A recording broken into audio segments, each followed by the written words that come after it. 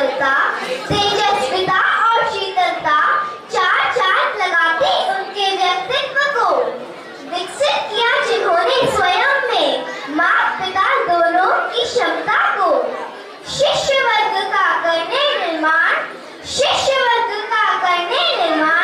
दिया, महत्व कुशलता को किया, जिन्होंने अटूट परिश्रम सीखने देव भाषा संस्कृत को किया, जिन्होंने अटूट परिश्रम सीखने देव भाषा संस्कृत को बीजवपन किया, आचार्य ने अंकुरण का श्रेय आचार्य मधुआ को पुष्पित और पल्लवित करने में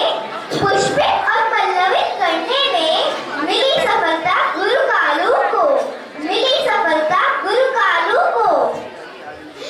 गुरु मगवा ने रखा वरदहस्त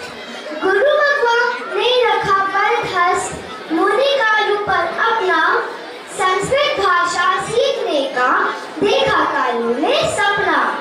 मगवावली के देव गमन से कठिन हुआ आगे बढ़ना, नहीं संग में ऐसा साधु, जो हो संस्कृत का कहता, बिना धन के जैन साधु को कौन संस्कृत सिखाता।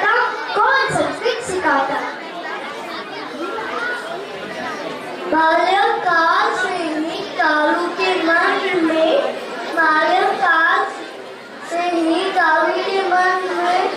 जमे संस्कृत के प्रबल संस्कार। बाल्यकाल से ही कालू के मन में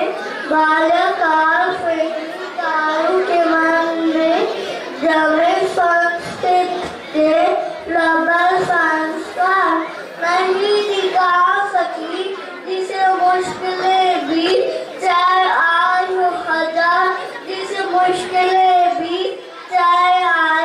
हजार,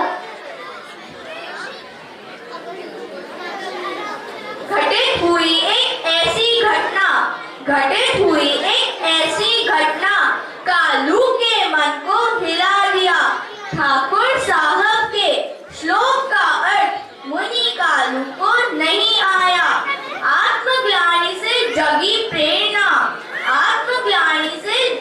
प्रेरणा संस्कारों को जगा दिया। सारस्वत को कंठस्थ करना तब से ही तो शुरू किया।